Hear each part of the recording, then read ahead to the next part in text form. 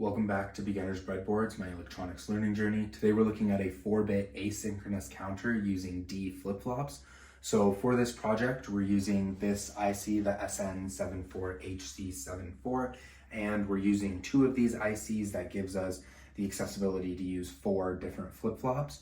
So the way it's just arranged to begin with is the preset bar for each of these is tied to 5 volts. We didn't draw that on the diagram.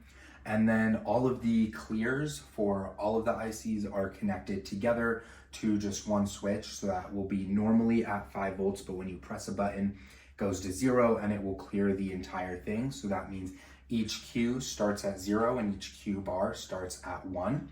So the way this is configured is every flip-flop is configured as a toggle flip-flop, but they each are getting different clocks. So the first one gets an input clock, which we're using a button for this. We saw some difficulty with this button, and so we had to create this, which is the debounce for the clock input. So and the idea of it is instead of it just being a button, we have a 1K resistor putting that to ground. And then we also have an RC filter here, which in case it ever like double presses or anything happens, it will only register as 1 press every time you press the button. That allows it to work. But the general idea is this first flip-flop will get that input clock, and then Q bar is tied to the D input for every single flip-flop. So if we say everything was cleared, Q starts at 0, Q bar will start high. That's connected to the D input, which means when you see a rising edge on this input clock, this Q will go high and Q bar will go 0. That Q bar from the first flip-flop then becomes the clock for the second flip-flop. And so that continues all throughout the 4. So Q bar is tied to D, and then Q bar from the previous flip-flop becomes the clock for the next flip-flop. And so the way this works is if you draw down all the graphs, so we have our clock and each of their rising edges, and then Q0 will change at every clock. So again, if it's cleared, Q is 0, Q bar is high. When this input clock goes high and there's that rising edge, Q will turn on and Q bar will go low, which then makes this clock low. But then if you were to give it another input, then it would flip this. And so then Q bar would go high, would come into this, and then this would then turn on. So we see that when Q0 has that falling edge, so that second rising edge of the clock, Q1 will also go high. And so that pattern continues for each of the flip-flops. So for Q2, when Q0 and Q1's falling edges both line up, and that lines up with the rising edge of the clock there, Q2 goes high.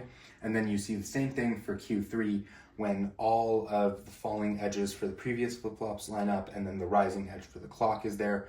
Once it all lines up, only then Q3 will go high. And so in this way, it creates a 4-bit counter. So because for one input here, this will turn on, then the next input, this will turn off, then this will turn on, the next input, this turns on again, and then the next input, both of these turn off while this one turns on, and so on and so forth. So we can also, instead of just using a button for the input clock, can connect it to a very slow square wave from a signal generator, 1 hertz, maybe 2 hertz, which will also show the LEDs lighting up in sequence. That just provides it a clock that actually looks like this, that is continuous. This is everything built onto the breadboard, so it's quite a complicated circuit just with all of the different connections. But these are the 2 ICs. Each of the IC has 2 flip-flops in it, so that makes 4 in total. So the general idea here is this is our first clock input that goes to the first flip-flop on this IC.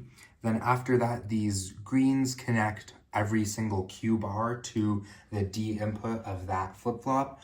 And then we have these 3 wires that connect the Q bars to the next clock. And so all of the clears line up here at this white button. So this is what clears the circuit. And then this is all these blue wires are the Q output. And we put that to 4 LEDs. This red one is coming from the first flip-flop, and then The blue one is the second, green third, and then yellow fourth. So the LSB to MSB there. This is powered all with just a 5 volts that we're powering it with. So when you power on this circuit, so if we connect it, it'll wake up in just a random state. By chance it woke up with all zeros. So with this, you can press through all of the numbers. So it starts off cleared, and then if you press it once, it goes to 1, then 2, then 3, 4, 5, 6, 7, 8, and then so on. Continues to go in sequence. And then once you're here at 15, if you press it again, it clears back to 0. Now we've bypassed the manual clock. So instead of using a button, we've connected this to a signal generator, a square wave of just 1 hertz, 5 volts, and then a 2.5 volt offset there. And so we've connected it to the first clock input using the same wire. And as you can see, it's counting up. So if we clear it all, it starts at 1, 2, 3, 4, and we'll continue counting in sequence since it's just a standard clock. So the square wave continues going. So then it should have cleared all the way. Seems like there was a small problem. But then you can also increase the frequency of it. Now we can only see at very low, but at 2 hertz, it speeds up. Then you can put it to 3 hertz and it'll go even faster. But if it continues going up, it gets hard to see it afterwards, but even at 4 hertz, it's counting up.